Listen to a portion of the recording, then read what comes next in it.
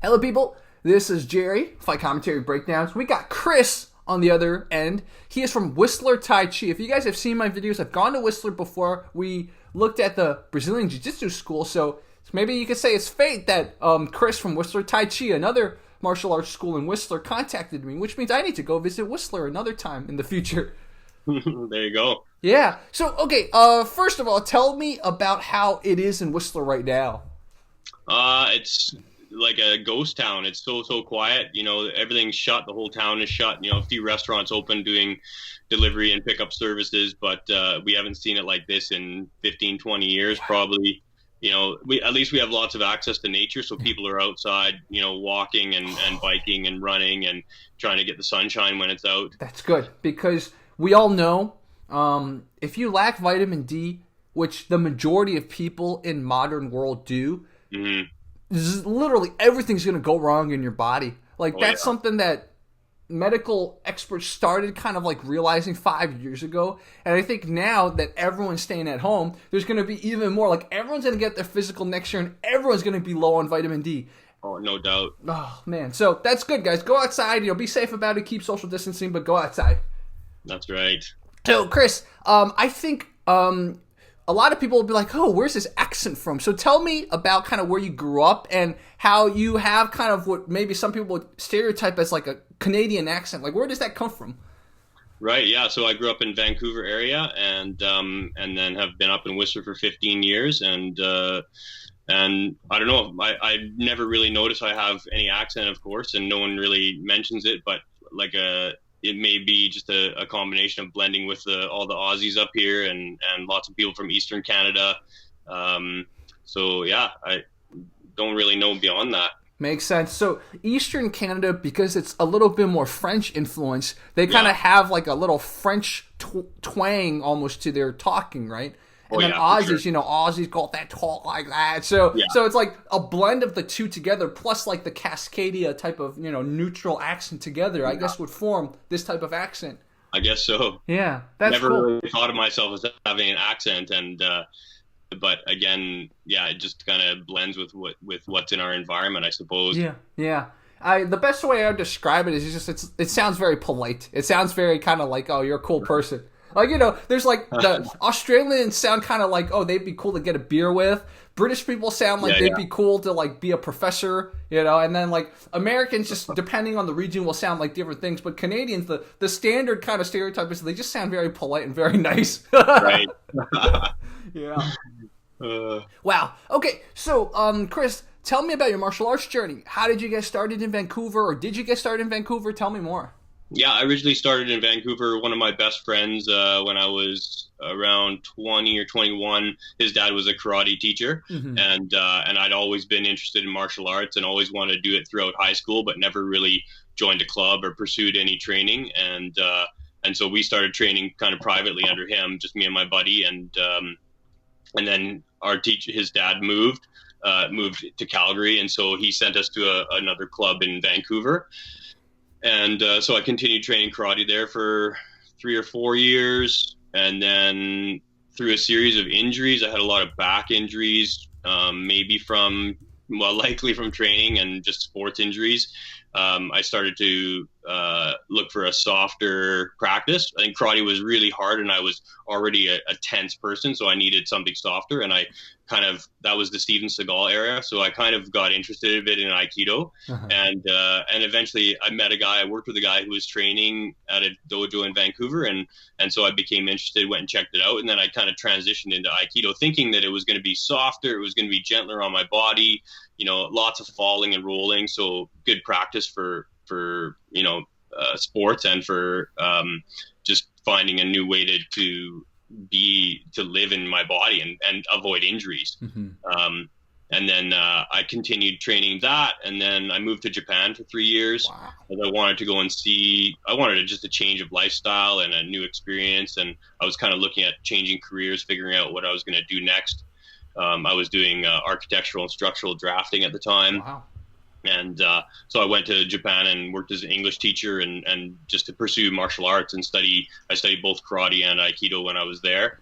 Just kind of whatever dojos and influences were around me, I was just wanted to just feel it out and explore different things. Mm-hmm. So I lived there for 3 years, trained, at lots and lots of different clubs and with a couple of main teachers, and then came home from Japan after 3 years, and I had started a 4-year Chinese medicine program. Wow. And I was ready for a change from Japanese martial arts and just the next level. And so I really got into Tai Chi. Tai Chi and Qigong were part of our education, part of our curriculum. So we were doing those practices every day. So I did that for, the 4 years in there from 2001 to 2005, and then have continued training basically those systems for the most part since then. Wow. So when you were in Japan for those 3 years, did you ever check out judo or any of the other systems? I checked out, I joined a kendo dojo that was in my town. Mm-hmm. The teacher that ran that school, he was like the second highest level kendo teachers in Japan. Wow. Or in the championships. He was a senior. He was like 70 or 80 years old. So I trained a little bit of that. I trained a little bit of Hakoryu Jiu-Jitsu. Mm-hmm. But just a very, very little bit. And then a bunch of Aikido dojos I would visit and kind of figure out if I was interested in that style. One of them was a more judo heavy system, or like the judo influence system.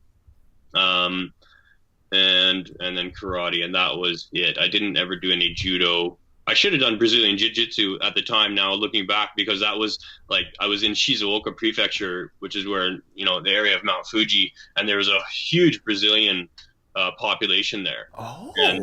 And I know there was a Brazilian Jiu-Jitsu dojo, but it was still getting started. I wasn't really familiar with it enough to pursue it. And, but now looking back, I'm like, it would have been an amazing opportunity to start it at that time, at that age. And I bet you there were some really good teachers there. Yeah, that's so interesting. That I know, because there's a big Japanese population in South America, but I wasn't aware that there's a big Brazilian population in Japan too. Yeah, Brazil and Japan had some work visa relationship. Oh. I don't even know when that was, in the 50s or earlier. And so there's a lot of second generation Japanese in Brazil and vice versa. Wow. In Japan. That is fascinating. Wow. Yeah. Wow. Okay, so you got back to the States, you did the Chinese medicine stuff, and then you also trained in Chinese martial arts. So when did you end up in Whistler again? I came here full time in 2005. I was going to school in Nelson, BC, so east of Vancouver, about 8 hours. Mm-hmm. And I would work in Whistler in the summers, and then go back to school for my 2 semesters back there. So then I would come and go, and then I moved here full time when I graduated to set up my practice here. Ah. And then tell me about setting up your practice. Why did you? I think anyone that's been to Whistler will understand why he chose Whistler. But we can explore that too. You chose Whistler because I assume it's beautiful. It's just beautiful. Let's just put it that way. It's so beautiful.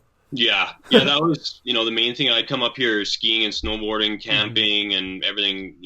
My whole high school years and beyond, and just always had a love of nature. I was always drawn towards the mountains and just being in nature, and it's there's just so much of it here. And plus I loved skiing and snowboarding, and the first time I ever tried it, tried snow sports, I was like, I want to do more of this. I want to get good at this. This is so fun, and the better you get, the more fun it is, kind of thing. And so I was just like, how do I live in a place like this, and at that time, as a teenager, I was like, okay, I don't know how I could do that. And even after high school, I was like, okay, well, how do you live in Whistler? You got to have a career, or you're going to end up working a service job, which is fine, but I wasn't, the cost of living here is pretty high. So I was really waiting until I had a career to actually make a move here. Yeah. Yeah. And then, and it turns out it was, I was drawn to it for all those reasons, but then, it turns out it's a pretty good town to be working in, because people are, working to stay healthy, recovering from injuries. There's no shortage of clientele here for therapists of any kind. We've got this is a world-class place for healing. People should be coming here. You got the top physios in the world, probably, people that work with World Cup teams on every level of every sport are here. So, lots of competition in terms of business, but lots of clients that need attention. Yeah, exactly. So tell me about Whistler Tai Chi. I looked at Whistler Tai Chi, and it looks like there's besides you, there's another master, right? Tell me more about how Whistler Tai Chi works. Yeah, so that's Master Sun, and she went to the Wushu school in China, was like chosen by the government probably as a child to enter that training system. Mm-hmm. That's the same school that Jet Li trained at. Mm-hmm. And then I don't remember how long she's been in Whistler, but so she teaches like the Wushu system and a little bit different than traditional Tai Chi, mm-hmm. kind of the other systems that I've studied. And so what I teach is really focusing on health and wellness now. In my early martial arts training, I was always focused on self-defense and fighting, and I trained in a karate club that was really into competition and stuff, so that was the direction. And then with time, you just get more and more interested in developing athletic ability, injury prevention, and so that's what I kind of focus on now. Is with it's Tai Chi is a branch of Chinese medicine, and so we use it as like the physiotherapy, like give people tools to know their body, get stronger, get more flexible, get more grounded, and so that's what I do now. I do more one-on-one with people than big group lessons at the moment. It's difficult to get space here for the yoga community. Kind of has a lot of the key times already reserved. So.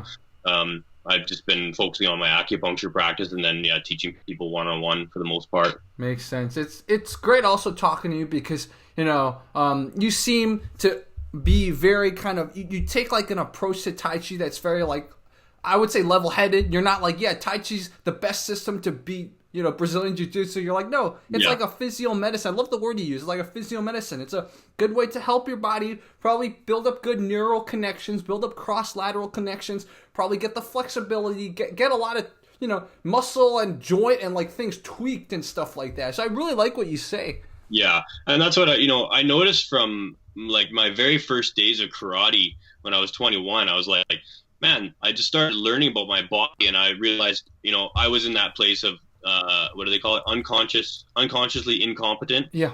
I always done sports and was racing dirt bikes and mountain biking, snowboarding as a teenager, and just loved speed and stuff. But I was not very aware of my body, and so I learned a lot about how much connection you can get. And I thought, man, if I had a training system like this younger, I would have been a way better athlete. And so that's continued as a theme. And then when I started training Tai Chi, actually, I was really interested in Chinese medicine because I had suffered like around 10 years of chronic lower back pain. Wow. That was like I couldn't get rid of. And I was, this is in my early 20s. It started probably around the time I started training, and I was like feeling like an old man. I had to like decline. I couldn't go snowboarding sometimes because I'd be just hurting, and I knew that something was going on. And if I went out and rode hard, I'd be like on the couch for a week trying to heal and taking painkillers. And so I was really interested in Chinese medicine as a self-healing art. And when I started, within 6 weeks of starting Tai Chi, I cured my back pain. Like It was gone, like 90% gone, like that fast. And because I learned to be a little bit more gentle and just connected, and it builds a lot of core strength as well, and really subtle balance skills. Mm-hmm. And so that was like became my obsession. Like, man, this is such a good self-development art is what I discovered. And so that's, where it's gone. And as far as martial arts ability, it has to, these traditional arts have to change with the times to be competitive against other arts which are changing, right? So this is what's going on. And you see with Xu Xiaodong exposing people that they're not training up to the level that someone who's doing MMA is. These guys are like pro athletes. They're training all these skill sets, and people are going in thinking that they have a skill set, but it reveals that it's their training methods are just not up to par. Yeah, exactly. Man, it's so interesting, and I am not opposed to learning some Tai Chi and stuff like that. And like you said, I'm sure it'll help my body in a way. Like I was a lot like you growing up. Like I just wasn't very I never really paid attention to my body. And then what would happen is a part of me would get injured, and then I'd pay attention to it. Right. And then it'd be like, oh, shit, I'm injured. And then, so that's what happened, right? And so I kind of wish, like you, I had some kind of exercise. It doesn't have to be Tai Chi. They kind of taught me to be more aware of all parts of my body. So when I did anything extreme, I'd be like, oh, okay, something doesn't feel right here. Let's not get that place injured, let's pull back. It's so interesting. Like, when I was doing jiu-jitsu, I got hit in the head, right? And, like, I didn't realize that, something in my neck was weak. That's why, like, my body reacted that way. And so, like, it took me another year before I realized, oh, it's because my neck and my upper back are weak. That's why. Right. It's like, because, I'm the type of guy, I'm on the computer all the time. I'm, making content. So my body's just really imbalanced. And so, like, I was like, oh, the physical therapist is like, dude, look at your body, man. It's like, your upper back is basically straight. Normally there's a little arc in the upper back because there's muscle. Right. Your back is basically straight. So, like, I have the reverse problem. Most people have a hunch, dude. My back is straight. So, but, like, I wasn't aware of this stuff because nobody taught me to, like, not just nobody taught me, but I probably didn't have some of the neural connections. The somatosensory cortex probably wasn't processing a lot of the parts of my body because I just, you learn your hands, you learn your feet, you learn some other areas that are more sensitive, but, like, you don't realize you got to pay attention to the whole body and got to develop those neural connections. Exactly. Yeah. You have to have that full awareness, and then bit by bit, you start to tune in to, those smaller problems, or, nip them in the bud when they start to become an issue. Yeah. And, it's like, we've got such a huge yoga community in the world now, and people are use that as a system that they can practice daily, and they tune into their body. They see the precursor to the injury, like before it happens, or how's my body feeling today, and for me, that's what Tai Chi has been. I've also practiced yoga for, 25 years, probably on a pretty, not a high amount of it, but enough, there's some good stretches. It's always a good system for just getting some of the muscles loosened off. But Tai Chi's done that for me, is it just give me a lot more awareness where I was completely unaware. Like you're saying, like, we're just not taught that. And some people have a high level of awareness and some people don't. And I was definitely one that didn't. And so it took me from a place of, totally unaware to, now I'm much more highly aware. I'm sure I have a long ways to go still to, but it helps me to stay active. Now I'm able to snowboard and mountain bike and do martial arts and continue any activity I want. And that's my main goal now, is just how do I do this, until the end of my life? Yeah. Yeah. That's amazing. And I think just like any other skill in life, some people are just born more empathetic. Some people are just born more whatever, right? Their brain processing power is better, so they will be able to, like, do math better. But like anything, you can improve. And I think maybe the word we're looking for is proprioception. Some people just have better proprioception than other. Proprioception basically means you're aware of, like, where the body is and where different parts. Like, some people just naturally can't even chew gum and walk. I had a teacher. She couldn't chew gum and walk. She was, like, tall. She was like 6'2", and we'd always be like, hey, her name was Miss Hall. I'd be like, Miss Hall, why didn't you join the basketball team in high school? She's like, because I can't even chew gum and walk. And so it was so interesting. We've never heard people like that, but, like, you can learn to get past that. Not everyone can do this just naturally. Pat their head and you learn it. Like, I couldn't do that before, but now it just comes naturally. See, I could even switch it, right?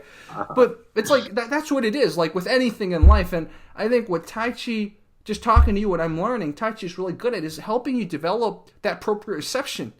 So is Tai Chi something you could use in combat? Probably not directly, but it can help you potentially heal better because you know what parts of your body are damaged, and it can help you just notice more about your body. So in a way, it gives you more awareness, but directly, that stuff, maybe you could try to, like, interpret, like, self-defense functions to it, but I think it's better served if you're going to go in the combat sports route or self-defense route to just learn, boxing or learn Krav Maga or something, and then take Tai Chi for what it is, and don't try to, like, do a long essay approach and try to, like, find the combat functions. I'm not saying you can't do that. It's just efficiently, because time is limited, it's not the right efficient way. Exactly. You have to take that. You can take skill sets and little skills from different systems and apply them. It's like in MMA, we've seen, in the beginning it was like, okay, jiu-jitsu was king, and then like karate, taekwondo, judo, everything, nothing else worked. And then bit by bit, people would like figure out how to like throw in their hip throw. The judo people figured out how to put that in, how to deal with MMA level skill sets, and use it. And then you get a good taekwondo guy in there who's like all of a sudden figure out a spinning back kick. Then you get someone doing a karate front kick, and like it's not the whole system of karate. It's not kata. It's not all these other the whole big picture of that one art, but people are picking out the tools. And Tai Chi is no different. Is that there are skill sets in there and give you really good, like really, really good balance training. That's why I sent those videos to you. That was because some of those, that's the one thing that I've noticed, like training with my karate friends, is that it gave me more and more balance. And then I could in Tai Chi, they say you hinder your opponent. So especially in a clinching position, that's where you can, Tai Chi is kind of meant to be a wrestling counter, is like the very first kind of method you teach or you train, is push hands and like cooperative training and like sensing people's balance and developing like a rootedness in your stance through like a super deep relaxation and kind of core focus. And I could see that I was getting stronger at using those skill sets. So that's the skill set that I see being most relevant right away. But I had a student recently that I started teaching, and right away, he wanted to learn Tai Chi. People want to learn the meditative, like a moving meditation. They know about Tai Chi. It seems like it might be something magical. People are interested, and I just told them straight up, like, I'll show you some of the applications for these things, but I don't focus on that because it's more difficult. I'm like, if you want to learn to fight, like we got the Great Jiu-Jitsu Club. Marco runs that. I've done some training with him. He's awesome. We've got like amazing boxing teacher here, kickboxing, there's all these arts. I'm like, if you want to learn to fight, like you need to fight, go learn those systems. You're going to get like in 6 months, in 2 months, you're going to get so much. They say Tai Chi, like classically, they say you don't peer over your garden wall for 10 years. You stay inside and you train. Like it's not ever reputed to be a fast method. It wasn't intended for that. So exactly. In today's world, we have to figure out what the skill set is. Exactly what the skill set is and what you want to get out of it and what you want to get out of combat sports, etc., and martial arts. So exactly. And I mean, in martial arts in today's world, like I think I heard you say it as well, and lots of martial artists say it, that once you start training, you never get in a fight again. Like you become aware. You avoid situations. You don't need to be. People aren't training for combat unless they're going into MMA. You don't need to have MMA level skill set to have confidence and not look like a victim or a target. And you just become aware. So it's there's value in all these systems. Even like having trained Aikido, like again, there's skill sets in there. Like the high level teachers, if they get a hold of you, they're gonna joint lock you and lock you down, just like a high level jiu-jitsu. But is that applicable in a street fight or self defense? Depends on your skill level. Depends. Yeah, and besides being self aware, I think the more anyone trains, the more they realize there's some legitimate people. And some more, they're like, wow, I don't know anything. Like, the more you train, the more you realize, I don't know anything. And so it's like, even though maybe to the person who doesn't train, you know stuff, but in your mind, you see how much there's a gap between you and people who really know, and you're like, that's another X factor why I'd never get into a fight. Right. What if that guy's trained? Yeah. So it just, so part of it is the humbleness, and part of it is the self-awareness. So it's like both, the humbleness and the self-awareness.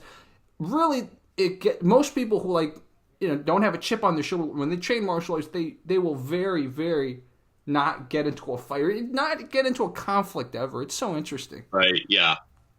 Wow. Yeah. It's always humbling, right? You always have seniors, and training partners that are going to beat you and just, humble you again and just realize like, the further you go, the less you know. Yeah. Yeah. It's like every time you explore a new system and then you start understanding the intricacies of it, and you're like, wow. Even if I train, I talked to Sakan about this yesterday. I'm like, even if I devote my whole life to boxing, I could still only be mediocre. Right. And it's like, so if that's only boxing, so if karate or taekwondo or kung fu, if I devote my whole life to it, I could still be mediocre. Like, right. How do I become, like, you really respect people who do, like, maybe you would call it, like, the MMA stuff. Like, they're literally good at, let's say, at least 2 or 3 different systems. That's how they can fight in the cage. But that's why most of them, like, have, like, brain issues by the time they're, like, 40 or 50. So it's, like, it's always a trade-off. But it's, you realize it's if you're gonna really get into it, the more you get into it, the more you realize you don't know. It's crazy. Yeah, for sure. And honestly, I'll say this, man. The more you get into it, the more you realize you want to, like, explore some of, like, the claims of the traditional people. Not to say you'll believe in, like, BS, but, you know, you realize how much you don't know. So you always keep an open mind more and more. You know, if this guy claims that by squeezing you a certain way, you might react a certain way, why not try it? Because 2 years ago, I didn't even realize there's all this nuance to boxing or nuance to kickboxing, right? So maybe there is more nuance to kung fu than people think. Stuff like that. Yeah, for sure. Yeah. Chris, why don't we talk about your plan? You know, we're all in lockdown, but what is the plan afterwards for Whistler Tai Chi? Are you going to expand it? Is it going to be like Vancouver Tai Chi? There's going to be a branch in Toronto Tai Chi, and Ottawa Tai Chi. What is your thought for that? I don't think I have no plans to branch like that. And really, it's just focusing on building it and creating a bit more of a club situation. We have more people to train with, and I have a lot of, you know, I'd love all my acupuncture clients to be doing Tai Chi. You know, so many people are doing yoga or some kind of system, but I think that it really benefits people's health enough that that's a priority for getting more people into that. I'm really focusing on, I've been training a lot more like athlete types and giving them tips on how to use the Tai Chi skills to create like an improvement in their sport, you know, from mountain bikers or surfers or skateboarders or whatever it is. It's more body awareness. It's more subtle balance skills. This relaxation is one of the key things that I think also that is a benefit of Tai Chi, that you're trying to always shed tension and really equalize it in your body. And, you know, that's been my most important goal, probably. Like, I've been told to relax by every teacher for my whole martial arts training career. And every time I'll be like, damn, I thought I was relaxed. And then, you know, after 25 years of training, it's still like your teacher's like, relax, fang song, fang song, you know, the Chinese form of, like, you know, find that relaxation. And so, like, I've seen that, you know, benefit a lot of my clients that I've worked with. And so I'm going to continue, you know, teaching that, because that's the most relevant part of the art. No one wants to learn. No one's looking to learn how to fight and study Tai Chi. People are looking for the meditation. They're looking for the health. They're looking for, you know, how to stay young and stuff, how to stay active. Yeah. So that's really my focus moving forward. And hopefully, you know, things get back to normal soon, and we can, you know, everyone can go outside and we can play together again. And yeah, I love it, man. And so, besides Whistler Tai Chi, do you have a YouTube channel or like an Instagram page that people can find? Yeah, I think my Instagram is probably Whistler Tai Chi. And YouTube channel is also Whistler Tai Chi. Okay. I'm kind of trying to put everything under that. Yeah, it makes sense. Especially since it's like, it's easy to remember, but it's not going to be something that someone's going to take the name of. So it's like, it really works out perfectly. There you are, sure. Whistler Tai Chi, and I'm following you already. So guys, this is Chris's account, Whistler Tai Chi on Instagram. If you search it on YouTube, you will find it too. So, dude, Chris, this was a great conversation. Sometimes I'm just going to say, sometimes conversations that like get to the point and like we talk, but somehow we still talked a lot of depth, man. So this, out of all the conversations I've had, this is one of my favorites. I'll just be honest. I'm sorry if I offend anyone, but it's just my opinion. Okay, other people will think other conversations are more fun, but this was one of my favorites so far. Right on. Yeah. So everyone, Chris, go follow him on Instagram and YouTube, and visit his website, etc. I'll definitely bring you back if people have questions, more questions for you, whether about proprioception or balance or how you could implement some of the subtleties into your whatever sport, extreme sports, regular sports. It just, maybe if you don't do sports in your life in general, how to walk and chew gum at the same time. Maybe that's what Tai Chi will help some people do. So, guys, this was Chris. Chris, I will stop recording now. We can continue talking after this. This was Fight Commentary Breakdowns. Go follow him. Leave your comments, questions, etc. Share this with people, especially Tai Chi people. I know there's Tai Chi people help each other, so share this, man. Share this. Also, Chris, before I forget, do you teach Chen, Yang, Wu, all of that, or what's your primary style? Chen Tai Chi is my primary. Cool, awesome. So I might even share this in the Chen Tai Chi community. I'm part of a few. So, all right, guys. Guys, see you later. C'est la vie.